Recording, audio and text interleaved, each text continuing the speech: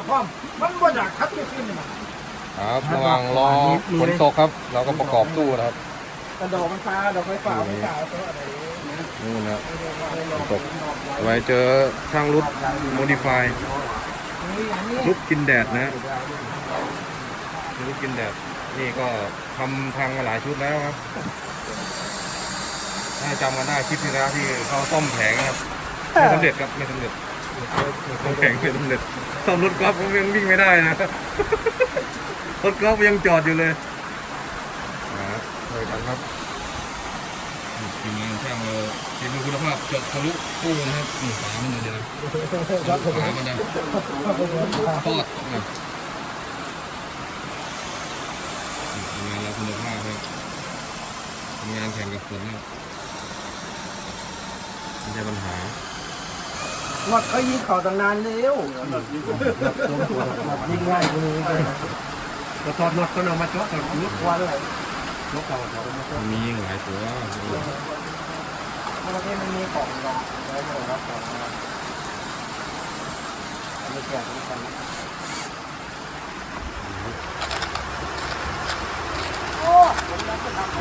ฝนดีตู้จะมีตัวสั่นไหมตัวสั่นมีสั่นกระยาวหรือว่ามีไซเดียวเหลือแค่นี้เลยฟองไหมเทียบอะไรเหลือแค่นี้เขาไปดิผมไม่เคยไปก็บ้านนี้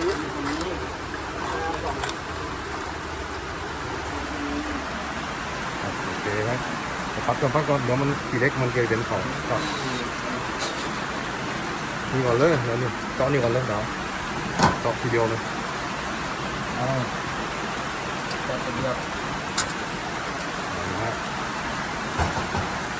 เราทำงานเหมือนเล่นนะครับ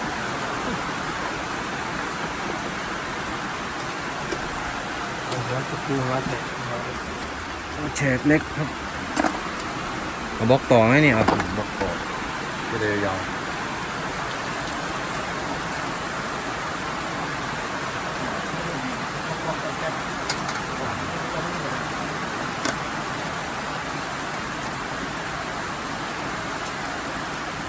ยิงนะครับทะลุมาโอ้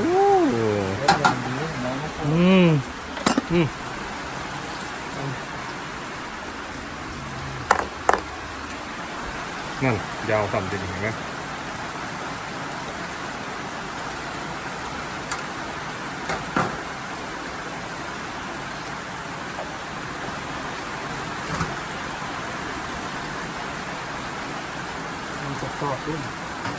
นิดหน่อย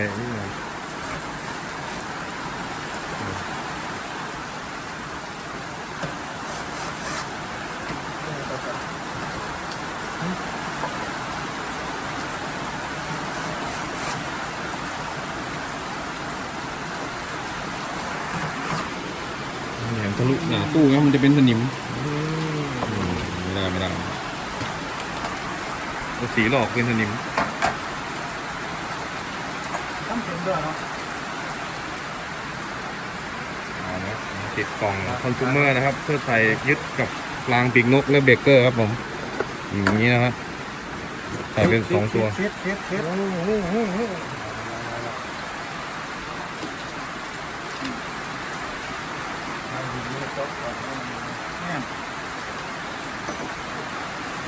ข้าวกล่องมันไม่ได้เลยยิงเลย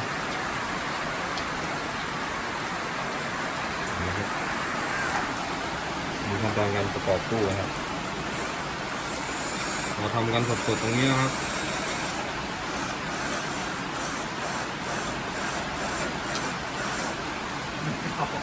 รถสดไม่เข้า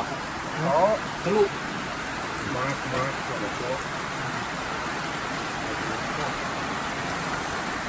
โอ้โหน้ำเราครับผมตอนนี้โซลาร์เซลล์เรายังอยู่บนรถอยู่เลยครับ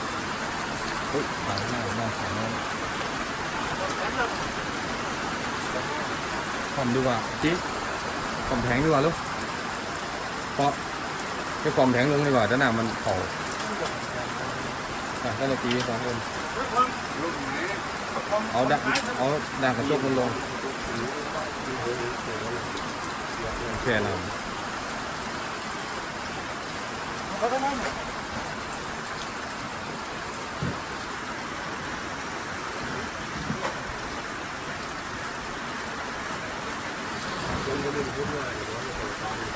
วางหนามขูดวางกระจกหนามขูด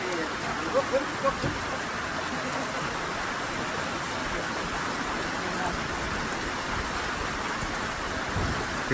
เยี่ยมเลย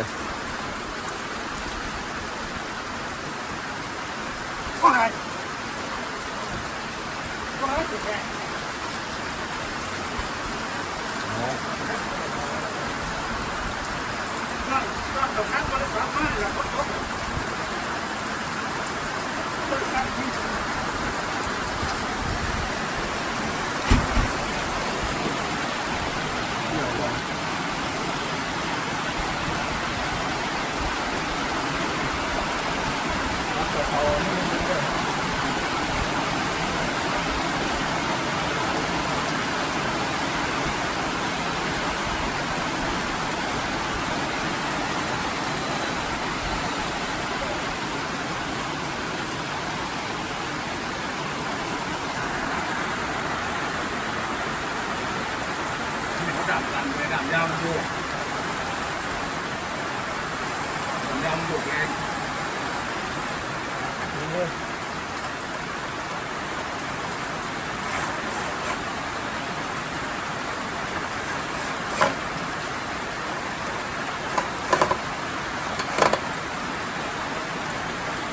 ต้องไม่เจาะก่อนเจาะพอรูสายก่อนพอทำมาก่อนนี่ออกเลย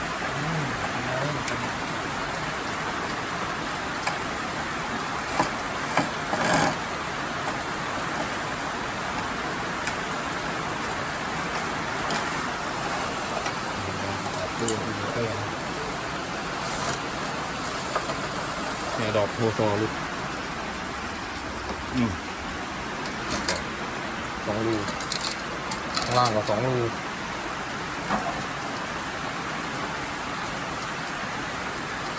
ข้าง2 บน 2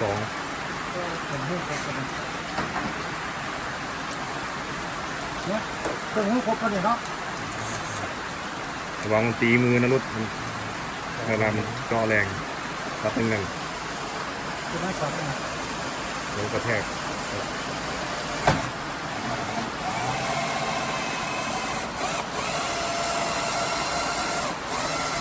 นี่จบสายอินพุตเอาพุตนะครับสาย รู้ ไฟ ไหมรู้เปล่า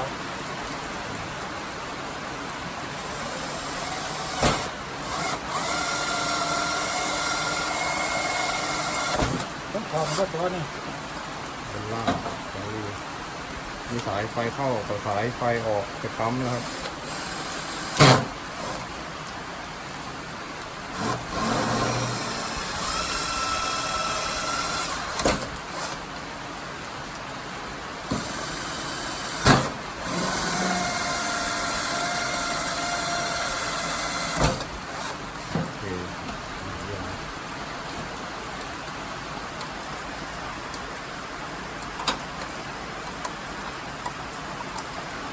ต้องให้เราแบบนั้นต้องคิด คัตเตอร์ขูด เขาบอกไปยังไงอยู่ไงมีทั้งวัน ตรงนี้ เรียบทั้งวันทั้งคืน จะออกได้ไหม ว่าอะไรนู่นมันไม่ลื่นมันไม่ลื่นน้ำนี้น้ำเลยแล้วนี่แทงแนวไปด้วยให้เดาไปนี่ นี่แหละยิงเลย ใส่พื้นเลยว่าใส่เลยยิงเลยเด็กเราเป็นยุดตอนมันมียุดนี่เลย โอ้มันต้องยุบด้วย ไปยุดไหนไปยุดไปยุดดิทั้งคืนนี่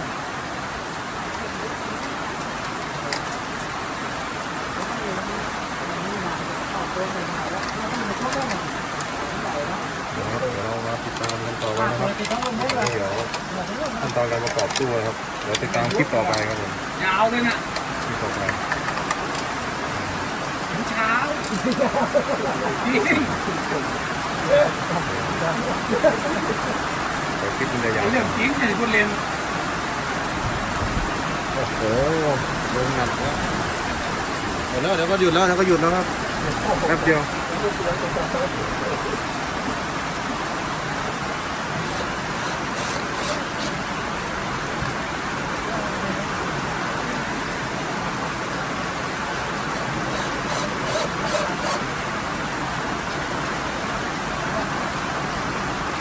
สบายผมจะคนเอาไว้ไม่ต้องหมดน้ำสบายคนเลยถ้ามากได้ยังไง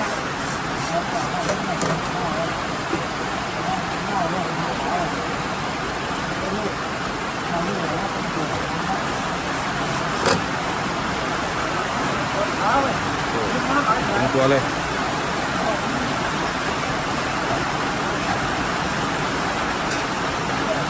ไปข้างบนก่อนข้างบนเราดันลงล่างจุ๊บ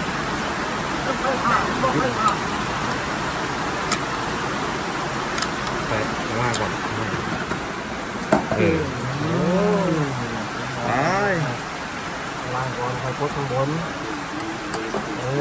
ก็ใส่ข้างบน ได้ไหมฝาพี่ได้ไหมดูเปิดเนี่ยกดจำลงก่อนกดลงเนี่ยแกะออกแกะคางออกพอไหม ลองใส่มันหวม พอดีแกะออกสองตัว ด้านละเพีย เนี่ยแกะคางออกสองตัว ด้านละเพีย ดันเลย ทีมแดงตัวมันจะเปิดหยิบเลยก็ ดันเลยอืม มันต้องเจ็บหักทิ้งเลย ไม่ต้องยิงเดี๋ยวประกอบสายก่อนสายอยู่ในนี้ในรังรังสายเหลืองสายเหลืองมาเทอร์มินอลวางนี้รุดเทอร์มินอลสายมาลงปั๊มอ่ะนั่นแหละในรังนั่นแหละหามาเลยเทอร์มินอล3 ช่อง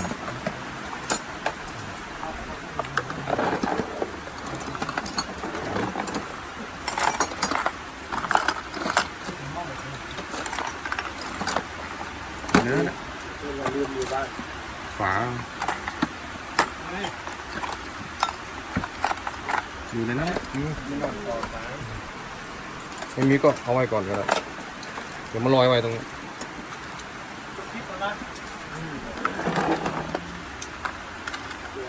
นี่กันนะมาต่อสายนี่ก่อนอินพุตก่อนโอเคเดี๋ยวเราติดตามคลิปต่อไปครับผมสวัสดีครับ